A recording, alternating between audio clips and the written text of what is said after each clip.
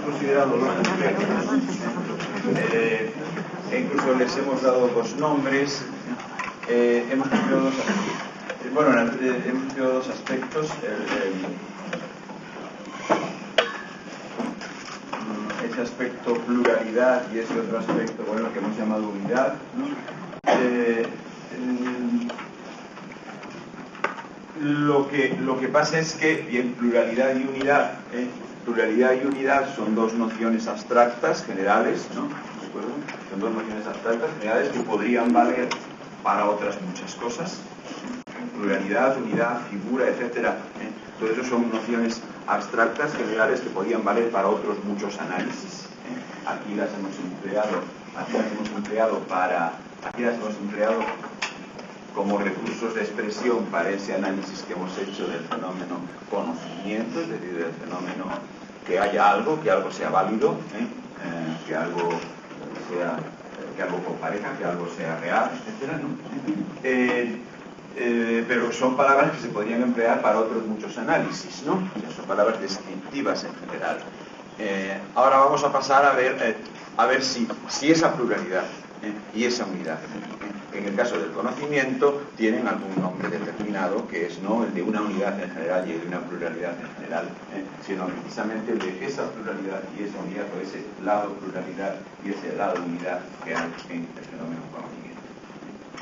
Sabemos que tiene que haber un lado pluralidad y un lado unidad. Tenemos que saber cuáles son concretamente el conocimiento de esos lados, ¿no? Esos lados. Bueno, también hay pluralidad y unidad en otras cosas, por ejemplo, una obra de arte. No sé si estamos hablando aquí de la obra de arte, estamos hablando del conocimiento, ¿no? Estamos hablando del conocimiento. Entonces, ¿cuáles son esa pluralidad y esa unidad? Concretamente en el conocimiento. Concretamente en el que algo sea válido, en el que algo tenga que ser o barco o nube o una tercera cosa, pero no cualquiera, ¿no? Entonces, bueno, empezando por pluralidad, que es quizá lo más facilito. Casi ya se nos ha escapado en la exposición que hemos hecho hasta aquí, porque muchas veces hemos hablado, no hemos tenido más remedio en la exposición que hemos hecho hasta aquí, muchas veces hemos hablado para referirnos a los términos de esa pluralidad. Muchas veces hemos hablado, por un lado, de trozos o de puntos, ¿no? Puntos, pluralidad de trozos, división de pluralidad de puntos, ¿no? ¿De acuerdo? Y otras veces, en cambio, hemos hablado de pluralidad de instantes, ¿no? De pluralidad de instantes, o sea, hemos dicho, por ejemplo, las figuras de las geométricas, aunque no sean geométricas, como por ejemplo un caballo, ¿no? Tienen que ver con una pluralidad de puntos. Puede ser o no indiferente el olor, color, sabor de esos puntos, pero siempre es una pluralidad de puntos. Mientras que, por ejemplo, decíamos los números no tienen por qué ser ni siquiera puntos instantes entre sí. Nos bastaría con una sucesión, con instantes, ¿no? Nos bastaría con una sucesión, con instantes, nos bastaría con la secuencia del contar, ¿no? ¿Entendernos, no? Por lo tanto, casi implícitamente ya a esa pluralidad le hemos llamado tiempo y espacio. Tiempo y espacio, ¿no? Casi sin querer, no hemos tenido más remedio desde el momento en que estábamos hablando precisamente del conocimiento y no de cualquier otra cosa, en llamar a esa pluralidad tiempo y espacio. A ver, y es que en efecto tiempo y espacio son, por así decir, la pluralidad como tal, la pura y simple pluralidad, independientemente del contenido que tenga en cada caso. O sea, eso que podríamos llamar, empleando los términos que introdujimos ayer, o sea, cuando dijimos la forma de, o lo puro, ¿no? O lo a priori, ¿no?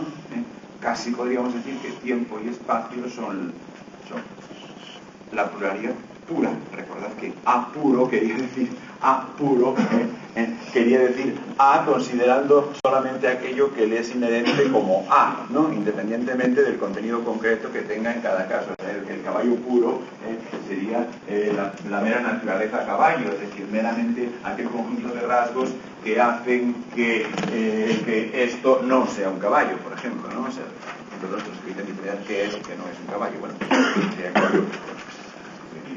Tiempo y espacio son la pluralidad pura, es decir, porque eso, o si queréis, empleando el otro término que empleamos, la forma, ¿no? la forma misma de pluralidad, puesto que tiempo y espacio son ni más ni menos que el puro uno y otro y otro y otro y otro y otro y otro. La pura, digamos, exterioridad de un término a otro, ¿no? La pura diferencia, la pura distancia, ¿no? Independientemente de cuáles sean los contenidos de los términos, ¿no? Independientemente de cuáles sean los contenidos de los términos. Términos diferentes, por tanto, pluralidad quiere decir uno al lado de otro, o bien uno antes o después que otro, ¿no? Uno al lado de otro, o sea, justamente la pluralidad significa ni más ni menos que eso, ¿no? Que no están en el mismo punto al mismo tiempo, ¿no?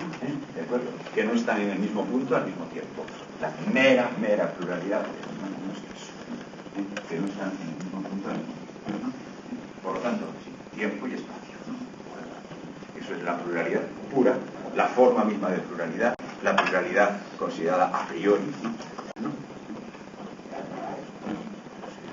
La posibilidad, recordad el término, ¿no? La posibilidad misma de una pluralidad, ¿no? ¿Os acordáis del término posibilidad? ¿No? La posibilidad misma de una pluralidad, el tiempo y el espacio, ¿no? Pues eso que llamamos el tiempo y el espacio. Bueno, incluso bueno, con un pequeño matiz de diferencia entre lo uno y lo otro, ¿no? Pero con un pequeño matiz de diferencia entre lo uno y lo otro, que quizá no es muy relevante en estos momentos, pero matiz de diferencia entre la posición de tiempo en esta cuestión y la posición de espacio en esta cuestión, ¿no? Digamos, ¿no? Evidentemente el tiempo y el espacio, puesto que son la forma, son la posibilidad misma, quiere decir que son de antemano obligatorios para todo, ¿no? A priori, o sea, a priori quería decir de antemano válidos para toda experiencia posible. Todo tendrá lugar en el tiempo y en el espacio, ¿no? De antemano obligatorios para todos, ¿no? De antemano obligatorios para todos. Todo tendrá lugar con arreglo a el tiempo y el espacio, ¿no? Con arreglo a el tiempo. Con un matiz de diferencia, que no contradice para nada lo anterior. En el caso de tiempo, lo de que todo tiene lugar con arreglo al tiempo, quiere decir, pues simplemente eso, nada más, que todo tiene lugar con arreglo al tiempo. O sea, digamos que cualquier contenido con respecto a cualquier otro contenido está siempre en una y solo una relación del tipo antes de o a la vez que, ¿no? ¿De acuerdo? Todo está, todo, sin más, todo, ¿de acuerdo? Mientras que en el caso del espacio se introduce una matización. Bueno, aquí en vez de decir todo está con respecto, en vez de decir lo uno con respecto a lo otro, un contenido con respecto a otro, en relaciones de antes, después o a la vez, pues habría que decir en relaciones de más allá, más acá, más arriba, más abajo, de distancia y posición, digamos. En relaciones de distancia y posición, ¿no? En relaciones de distancia y posición, ¿no? Bueno, ¿cuál es el matiz de diferencia? Que, bueno, evidentemente esas relaciones de distancia y posición tienen unas implicaciones, ¿no? Esas relaciones de distancia y posición tienen unas implicaciones, ¿no? O sea, entonces, cualquier contenido está con respecto a cualquier otro contenido, cualquier contenido está con respecto a cualquier otro contenido, en un y solo un conjunto de relaciones de distancia y posición, en un y solo un conjunto de relaciones de distancia y posición. Bueno, sí, solo que no del todo, es decir, así es con el tiempo. El tiempo quiere decir todo contenido con respecto a cualquier otro contenido está en una y solo una relación de esa índole. En el caso del espacio, en cambio, la cosa es un poco diferente. Es un contenido con respecto a otro contenido, o bien está con todas las consecuencias, en unas determinadas relaciones de distancia y posición, y con todas las consecuencias, quiere decir, cumpliendo todos los teoremas que se puedan demostrar acerca de esas relaciones, ¿no? Entonces, cumpliendo, si queréis decirlo así, con la geometría, ¿no? ¿De acuerdo? Con la geometría, ¿no? O sea, un contenido con respecto a otro contenido, o bien está de una manera unívoca en relaciones determinadas de distancia o posición con todas las consecuencias, o bien no está en absoluto en relaciones de distancia. O sea, lo que aquí es ley absoluta es un o todo o nada, ¿no? Es un o todo o nada. Es decir, o se está en relaciones de distancia y posición con todas las consecuencias, o simplemente no se tiene nada que ver, ¿no?, con la cuestión de distancia y posición, ¿no? Es un o todo o nada. ¿Por qué establece Kant esta matización diferencial de espacio con respecto a tiempo? Tiempo es, el tiempo es simplemente obligatorio y punto. En el caso del tiempo es el todo, simplemente. En el caso del espacio, en el caso del tiempo es cualquier contenido cumple eso. Cumple eso con todas las consecuencias, ¿no? Mientras que en el caso del espacio es cualquier contenido o cumple eso con todas las consecuencias o simplemente carece de relaciones de posición, o simplemente carece de relaciones de distancia. O sea, es o cumple, en el caso del tiempo es simplemente un cumples, ¿no? En el caso del espacio es un o cumples completamente o te quedas fuera.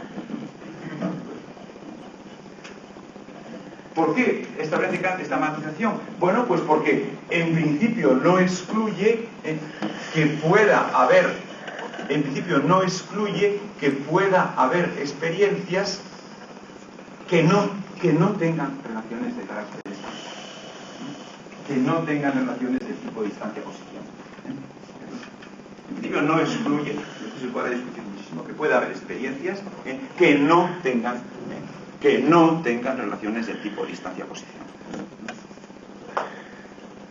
Fijaos bien, esto no excluye que el espacio sea obligatorio, porque de todos modos sí que es verdad que si tienen esas relaciones en general han de cumplir con todo, han de cumplir con todos los teoremas inherentes a esas relaciones, digamos con toda la geometría, ¿no? ¿De acuerdo? Por lo tanto sí que sigue habiendo una obligatoriedad del espacio, puesto que es una obligatoriedad en el sentido de que si tienes relaciones de ese tipo has de cumplir todos esos teoremas, ¿no? ¿De acuerdo? Lo que pasa es que se admite que puede haber fenómenos que simplemente no tengan en absoluto relaciones del tipo distancia-posición, ¿no? Relaciones del tipo distancia-posición. Serían los fenómenos que serían quizá lo que pudiéramos llamar, pero no hace falta que insistamos ahora en esto, es un asunto muy puntual, pero sería en todo caso lo que podríamos llamar estados de la mente, lo que podríamos llamar algo así, situaciones mentales, ¿no? Lo que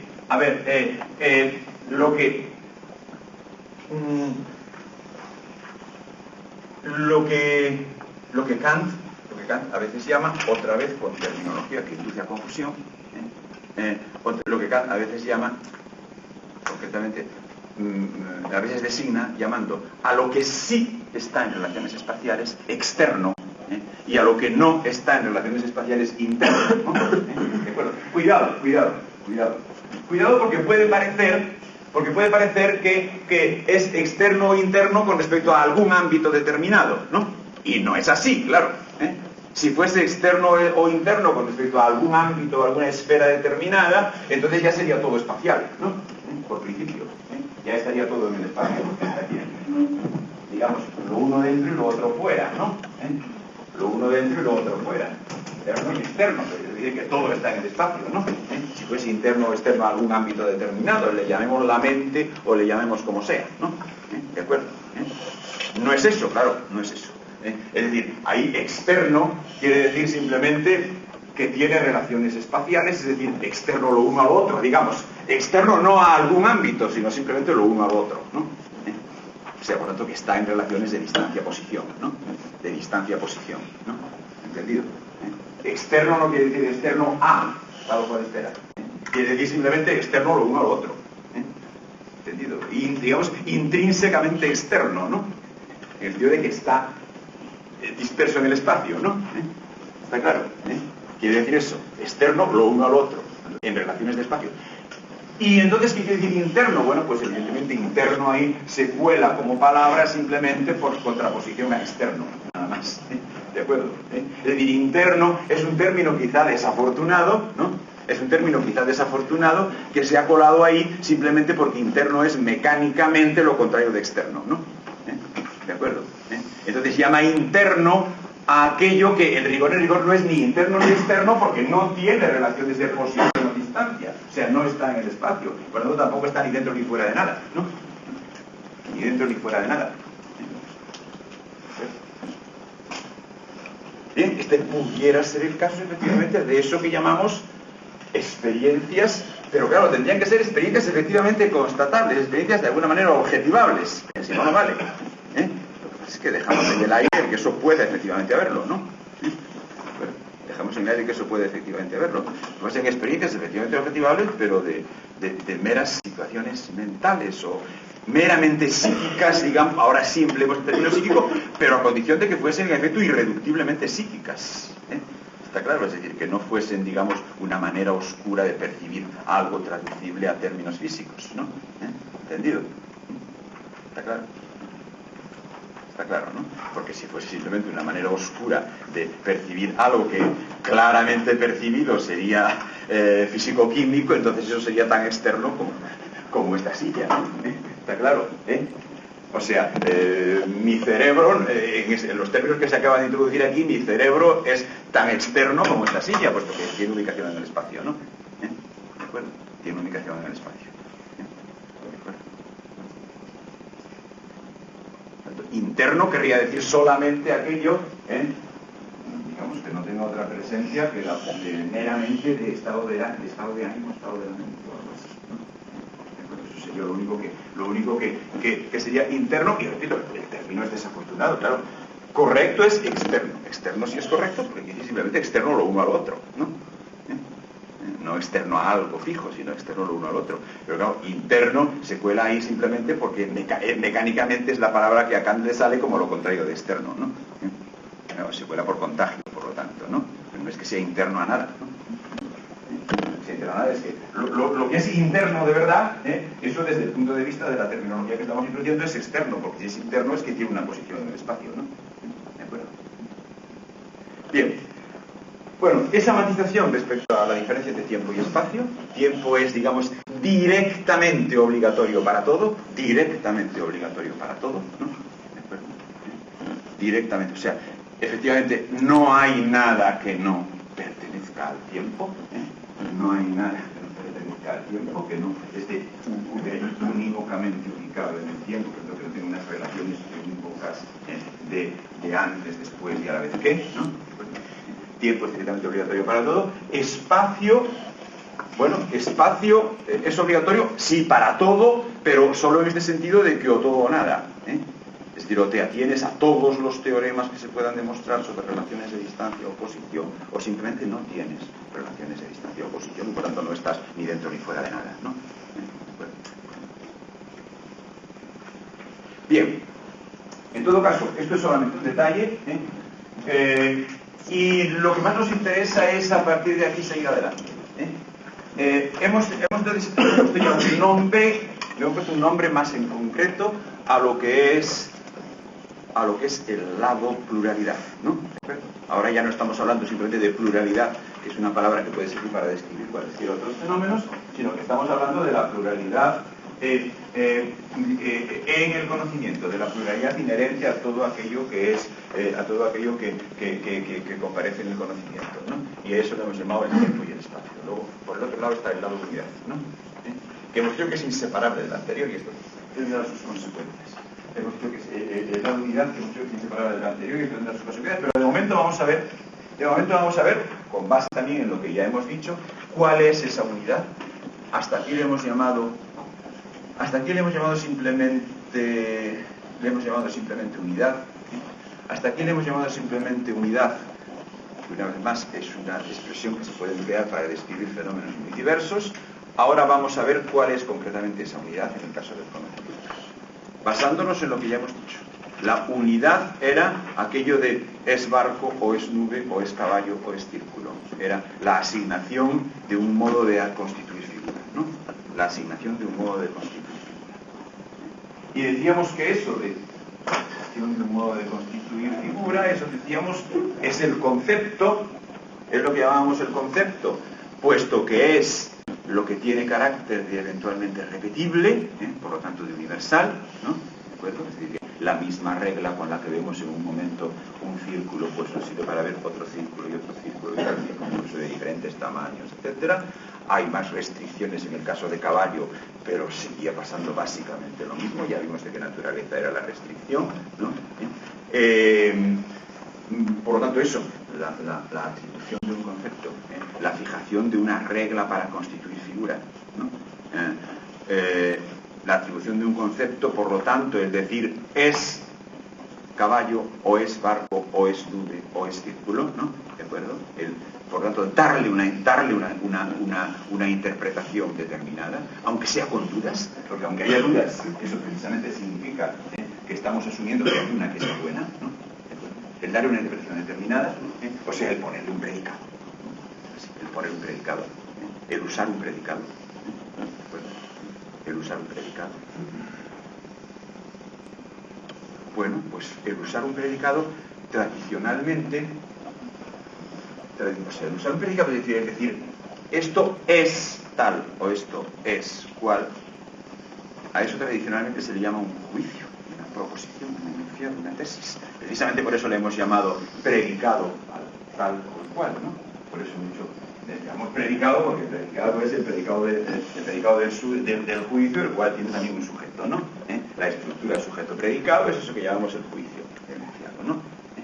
Por tanto, la operación de la que ahí se está hablando es el juicio, o sea, el atribuirle a algo un predicado, por lo tanto, el decir qué es ese algo, por lo tanto, el decir es esto o es aquello, ¿no? Es esto o es aquello. Y eso es lo que llamamos tradicionalmente el juicio, la proposición del enunciado, el juicio, la proposición del enunciado, es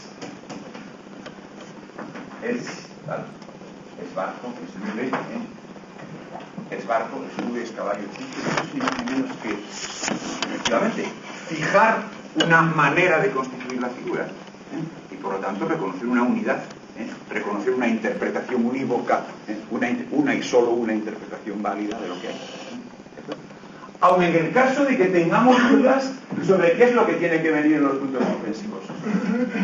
Y ya hemos dicho que siempre las tenemos en alguna medida. Siempre las tenemos en alguna medida, ya se ha aclarado antes. Pero en todo caso, lo que no tenemos, precisamente, tener dudas, implica que no las tenemos en cuanto a que tiene que haber algo que sea bueno. Como sabéis, le llamamos el predicado, y a aquello a lo cual se refiere ese es, le llamamos el sujeto, ¿no? Le llamamos el sujeto. Y por lo tanto, ahí lo que hay de constante, lo que hay de obligatorio siempre, por lo tanto, lo que es inherente a todos los casos, y por lo tanto a todos los contenidos, y por lo tanto lo que es forma, lo que es puro, lo que es a priori, ¿no? ¿De acuerdo? Es todo lo que esté implicado en la propia estructura,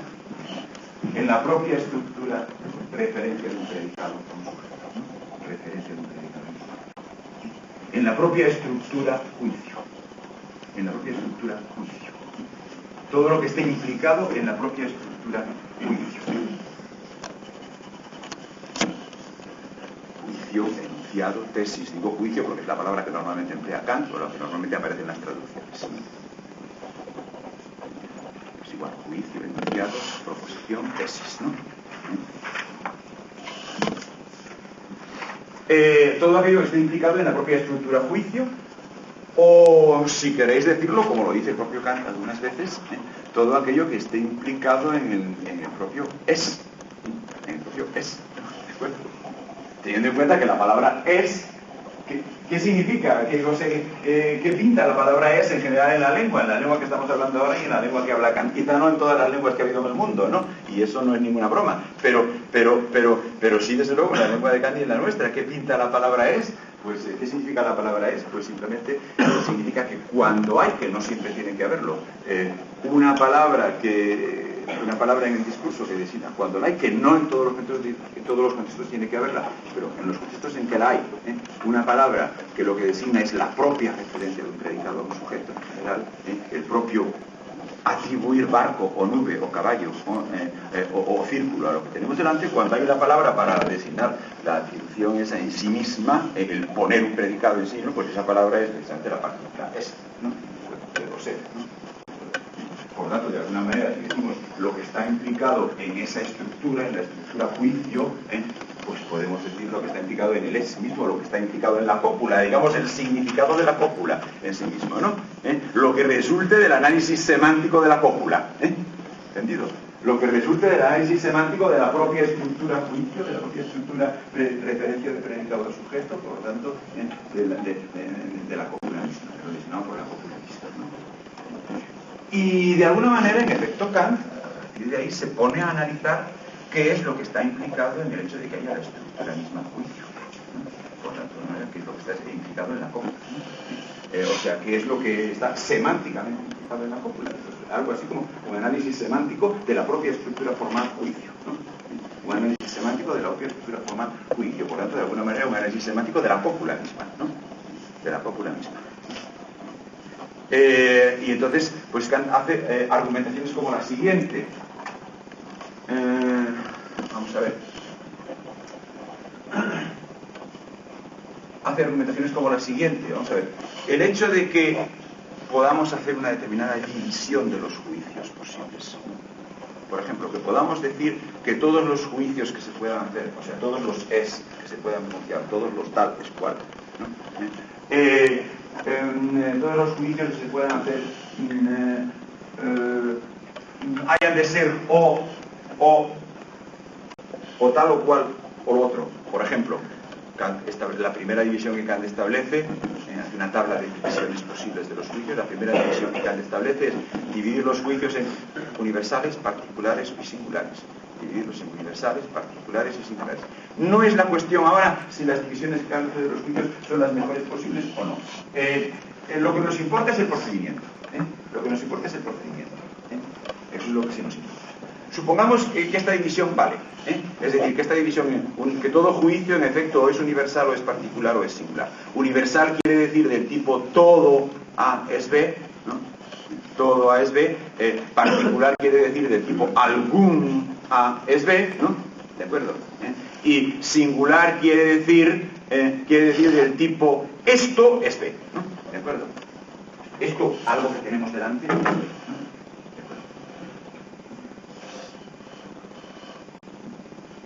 Esto, por ejemplo, todos los hombres son mortales, ¿no?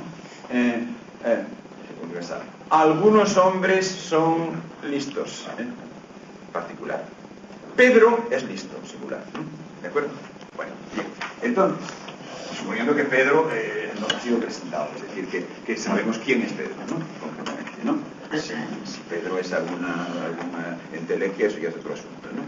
Bien. Entonces, bueno, si en verdad todos los juicios pertenecen a una y solo una de esas tres apartados, es decir, si esa división es una división correcta, ¿no? Entonces, esa división es una división correcta, entonces, pues bueno, ahí hay algo que evidentemente es inherente al juicio mismo como tal, por lo tanto a la propia estructura juicio, que es el ser o lo uno, o lo otro, o lo otro, ¿no? El constituir siempre una opción entre la universalidad, la particularidad y la singularidad, ¿no?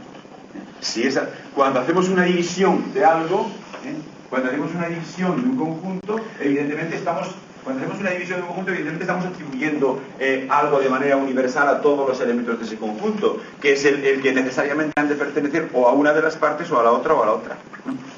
Entonces, cada elemento de ese conjunto implicará una opción por una parte o la otra, ¿no? Luego, si efectivamente todos los juicios son universales o particulares o singulares, hay algo obligatorio para todo juicio de antemano. Hay algo que de antemano está en todo juicio, que es la opción en esa tríada de posibilidades. Y por lo tanto, esa tríada de conceptos, digamos, uno, varios, todo, ¿no? Unos, varios, todo. Esa tríada de conceptos, por lo tanto, está implicada en el hecho mismo de hacer un juicio en general. Esa tríada de conceptos está implicada en la propia estructura de juicio, puesto que todo juicio es una opción por uno u otro. Todo juicio, por el hecho de ser un juicio, es una opción por uno de esos tres conceptos, ¿no? ¿De acuerdo? Lo podemos hacer todavía un poco más llamativo de la siguiente manera. Si podemos asumir, por ejemplo, que un juicio, una constatación, se puede expresar en esta forma. A es B. Una constatación se puede expresar en esta forma. A es B. Lo de menos es si este A es singular, particular o lo de menos para lo que voy a decir ahora es si este A es universal, particular o singular. ¿De acuerdo? Lo de menos es si ese A es universal, o sea, si ese A es algo del tipo todos los caballos, o es algo del tipo algunos caballos, o es algo del tipo parieta, ¿no? ¿De acuerdo?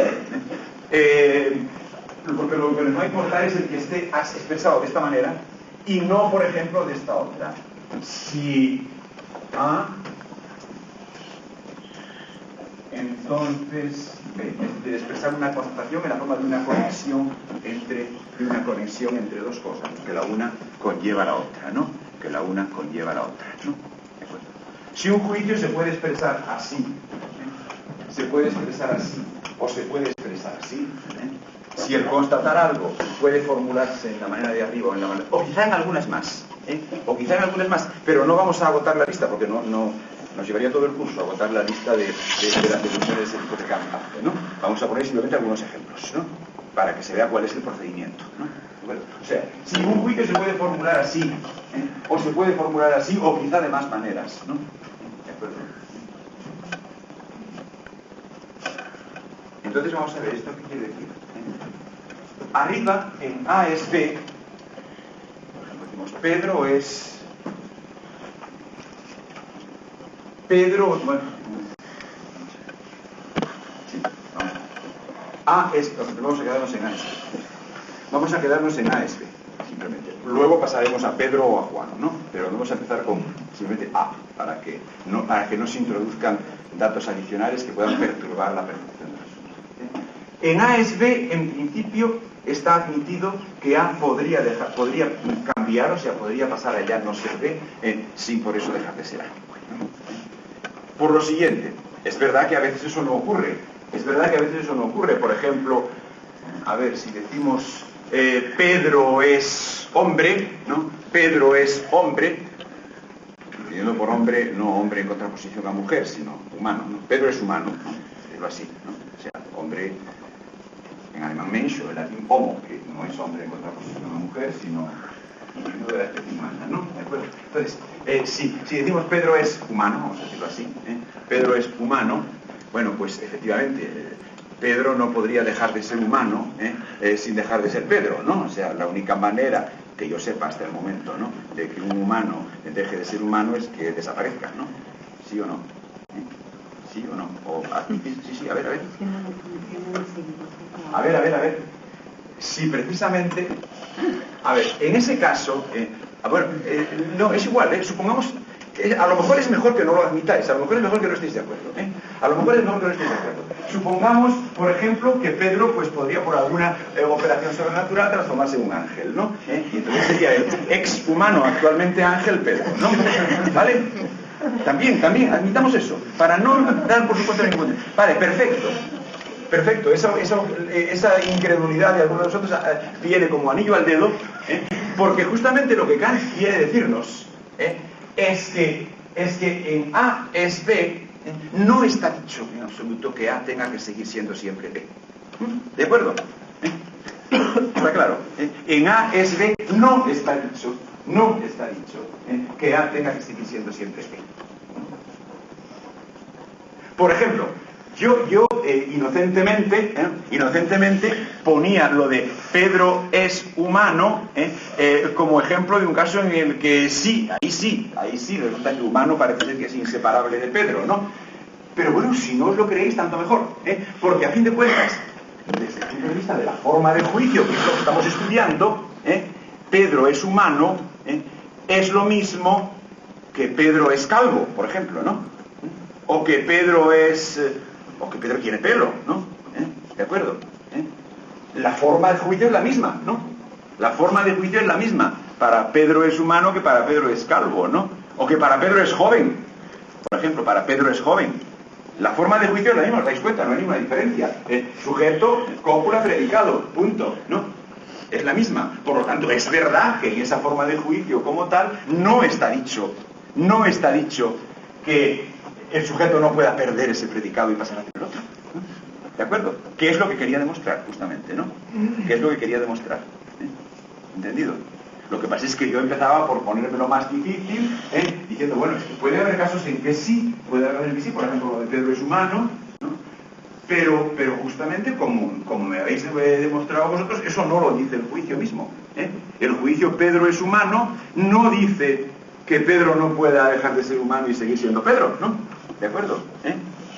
No nos creeremos lo de que Pedro puede transformarse en un ángel o en una piedra o en una estatua de sal, como aquella señora de la Biblia, ¿no? No nos lo creeremos, pero es verdad que el juicio que hemos puesto como ejemplo no lo excluye, no lo niega, ¿no? ¿De acuerdo? No lo niega, puesto que es exactamente la misma estructura de juicio que, por ejemplo, Pedro es joven, ¿no? Y ahí, o sea, todos sabemos que Pedro dejará de ser joven, ¿no? ¿De acuerdo? Por lo tanto, sí que es verdad que la posibilidad de expresar un juicio de esta manera, la posibilidad incluso de que quizá cualquier constatación pueda expresarse en esa forma, es un problema de gramática el llevarla a esa forma, ¿no? ¿De acuerdo? Establece, digamos, una división de dos papeles. O sea, el sujeto que tiene unas propiedades, pero que seguiría siendo el mismo aunque las perdiese, frente a las propiedades mismas que pueden cambiar sin que el sujeto deje de ser el mismo, ¿no? ¿De acuerdo?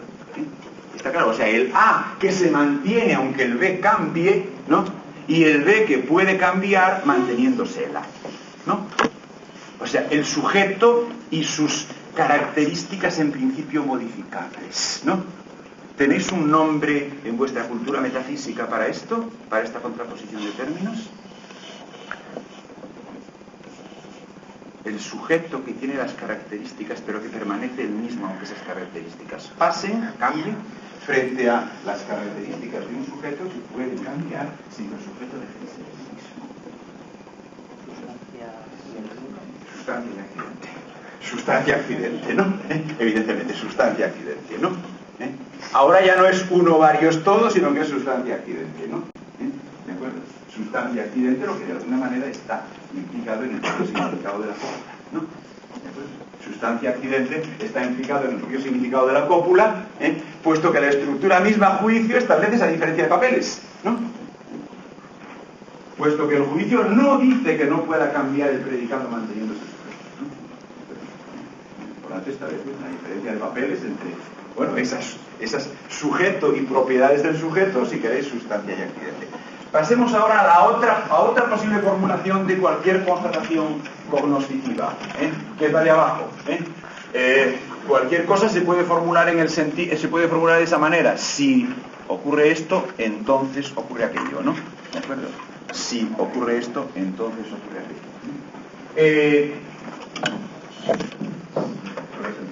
Bueno, eso quiere decir que, bueno, el A y el B, eso quiere decir lo siguiente: el A y el B, evidentemente, siempre serán puramente empíricos y por lo tanto dudosos, ¿no? ¿De acuerdo? Es lo mismo que antes lo del barco y la nube, ¿no? Que podemos seguir indefinidamente con dudas sobre si es un barco o es una nube, pero de lo que no tenemos dudas es de que o es un barco o es una nube. Igual, cuando establecemos una conexión entre un A y un B en la experiencia, la conexión en cuestión siempre es empírica, claro, por lo tanto dudosa. Por lo tanto puede ser que experiencias ulteriores nos lleven a caer de la higuera y ver que no, que lo que sigue a no es B, sino que es otra cosa, o bien que el conjunto de condiciones que determinan que se produzca B, pues es más complejo de lo que creíamos, ¿no? ¿De acuerdo? O sea, casi se me está escapando la palabra ya, Casi se me está escapando la palabra. O sea, casi la palabra a la que quería llegar, como antes de la sustancia y accidente, casi se me está escapando la palabra. Hasta tal punto que la voy a dejar escapar. Es decir, que podemos, por experiencias ulteriores, llegar a la conclusión de que no es verdad que sea precisamente A la causa de B, ¿no? ¿De acuerdo? Sino que B es efecto de un conjunto de circunstancias más complejas, porque si no se da otra cosa y otra cosa y otra cosa aparte de A, no se produce B, ¿no? Puede ser que con la experiencia pues lleguemos a rectificar la conexión causa-efecto, lleguemos a rectificar la conexión causa-efecto en algún momento establecida. Ninguna conexión causa-efecto determinada, o sea, ningún A para un B ni ningún B para un A es definitivamente seguro, puesto que eso siempre es empírico, ¿no? Eso siempre es empírico. Pero precisamente el hecho de que no sea definitivamente seguro ningún A para un B ni ningún B para un A sea definitivamente seguro, ¿qué quiere decir? Quiere decir que igual mañana tenemos que sustituirlo por otro, ¿no? Pero sustituirlo por, que por supuesto será también inseguro, pero será inseguro en el mismo sentido que a lo mejor pasado mañana tenemos que sustituirlo todavía por otro, ¿no? ¿De acuerdo? Lo cual quiere decir que lo que no es sustituido es la noción misma de la conexión, ¿no? La noción misma del vínculo, ¿no? ¿De acuerdo? La noción misma del vínculo. Porque si el que un A para un B o un B para un A quizá tengan que ser sustituibles, o sea, quizá lleguemos a la conclusión de que no hemos hecho suficiente número de experiencias como para saber efectivamente cuál es el efecto de A o cuál es la causa de B. O sea, el que quizá tengamos que rectificar quiere decir que tenemos que quizá tengamos que sustituir un A por un A' o un B por un B', ¿no? Pero lo que no sustituimos es la noción misma de la conexión. Pasa lo mismo que con el barco o la nube. El hecho de que no sepamos definitivamente nunca si es barco o nube, precisamente confirma que es una y solo una cosa, ¿no? Es una y solo una cosa, lo mismo. O sea, que cualquier conexión causa-efecto establecida sea solamente provisional y quizá tengamos que rectificarla, lo que confirma es que lo que se mantiene en pie es la validez de la propia conexión causa-efecto. O sea, digamos, lo que se mantiene en pie es el postulado de que los fenómenos están vinculados unos con otros unívocamente en relaciones de causa-efecto, ¿no? Lo que pasa es que los términos concretos en que esto ocurre solo lo sabemos empíricamente y por lo tanto de manera siempre rectificable, ¿no? De manera siempre rectificable. Pero rectificar quiere decir sustituir una conexión, sustituir un relleno del esquema formal, sustituir en estos puntos esto por otras cosas, pero lo que se mantiene es el sí, entonces, ¿no? Pero la noción del vínculo causal del uno con el otro.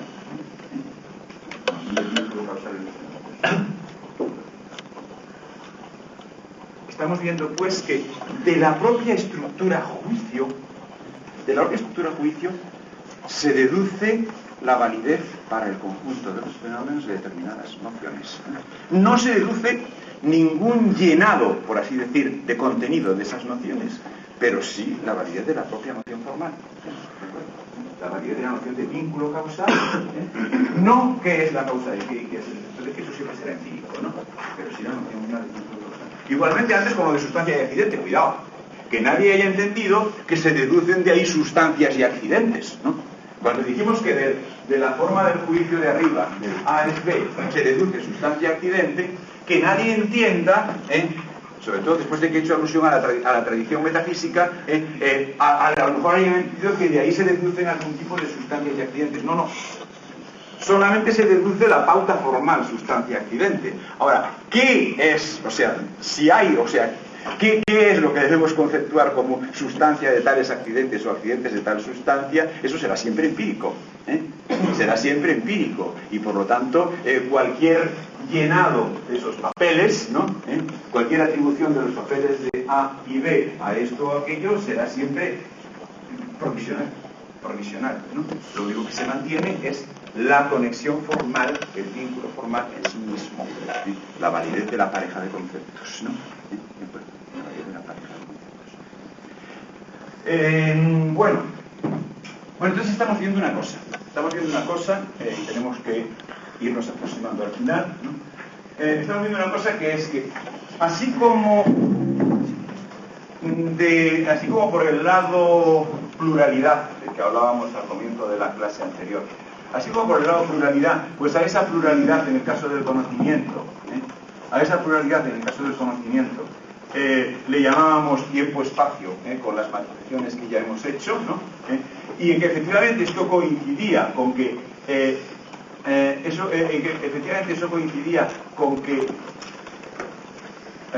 o sea, a la pluralidad en el conocimiento, por el lado le llamábamos tiempo-espacio, y esto coincidía con que en efecto Tiempo-espacio es, por así decir, la pura posibilidad de la pluralidad, es decir, la pura posibilidad de que algo sea distinto de otro algo, ¿de acuerdo? No está al mismo tiempo en el mismo punto, es el tiempo y espacio son el puro uno y otro, efectivamente. Bueno, pues igualmente, por aquel lado del fenómeno conocimiento que llamábamos unidad, ¿no? Aquello de el lado que identificábamos con la fijación del modo de constituir figura, con aquello de es barco o es nube, con el modo de constituir figura, por lo tanto con la atribución de un concepto, ¿no? Por lo tanto con la atribución de un predicado, por lo tanto con el juicio como tal, no como uno u otro juicio, sino con la estructura misma juicio, es decir, con el decir de algo que sea esto es tal, ¿no? Por lo tanto, de alguna manera con el es mismo, puesto que la palabra es significa ni menos que eso, ¿no? La propia forma del juicio. Eso es lo que hemos identificado con el lado unidad en la concepción de antemano obligatoria, de antemano válida de los contenidos del conocimiento. Bueno, y del mismo modo que al lado pluralidad le habíamos dado los nombres de tiempo y espacio, de alguna manera le estamos dando nombres al lado unidad, a saber, los nombres de todas aquellas nociones, conceptos o como le queráis llamar, que están implicadas en la propia estructura juicio. ¿De acuerdo? Que salen del propio análisis de qué hay en el es mismo del juicio, ¿no? O sea, de qué hay en un juicio en general por el hecho de ser un juicio, ¿no? ¿De acuerdo? Que están implicadas en la propia estructura juicio, en la propia forma juicio, por tanto, si queréis decirlo así, en el propio es. Nociones de las cuales hemos visto algunas, ¿no? ¿De acuerdo? Hemos visto, por ejemplo, aquello de unidad, pluralidad, totalidad, uno, varios, todo, ¿no? Y luego hemos visto sustancia, accidente, causa, efecto, ¿no? ¿Sí? Sustancia, accidente, causa, efecto. No ninguna sustancia ni ningún accidente, sino la conexión misma, la contraposición misma. No ninguna causa ni ningún efecto, sino el vínculo mismo. Sustancia, accidente, causa, efecto. Bueno, hay más, este análisis podría seguir y a lo mejor más adelante tenemos que prolongarlo un poco porque necesitaremos a lo mejor algunos conceptos más de ese inventario, ¿no? Algunos conceptos más de ese inventario. Pero bueno, de todos modos, ya le podemos dar un nombre a estos conceptos. Ya le podemos dar un nombre a estos conceptos o nociones que están implicados en la propia estructura juicio. Kant le llama las categorías, ¿no? Le llaman las categorías, ¿no? Y hemos visto algunas de ellas, uno, varios, todo, unidad, pluralidad, totalidad, y por otro lado, sustancia, accidente, causa, efecto, ¿no? Sustancia, accidente, causa, efecto. Hay más, naturalmente. Hay más y además probablemente tenemos que hablar de algunos más. Bueno, entonces aquí lo dejamos, ¿no? Aquí lo dejamos porque tenemos que dejarlo, puesto que ya es la hora. Y entonces recordar en qué punto, o sea, ya sí le hemos dado, o sea, lo dejamos, pero me gustaría que os recordaseis al momento de la clase próxima cuál es nuestra inmediata obligación, ¿no? Hemos visto cuál es la forma de conocimiento por el lado pluralidad y cuál es la forma de conocimiento por el lado unidad, ¿no? Por lo tanto, por el lado sensación y por el lado concepto. Ahora tendremos que ver cómo en efecto los dos términos son inseparables el uno del otro, porque hemos asumido que son dos términos, que son dos lados inseparables el uno del otro. Por lo tanto, en el fondo, de alguna manera, el tiempo y el espacio, y por otro lado las categorías, tendrán que tener un vínculo entre sí, ¿no? Está claro, tendrán que tener un vínculo entre sí. Y eso queda pendiente, ¿no? ¿De acuerdo? Vale.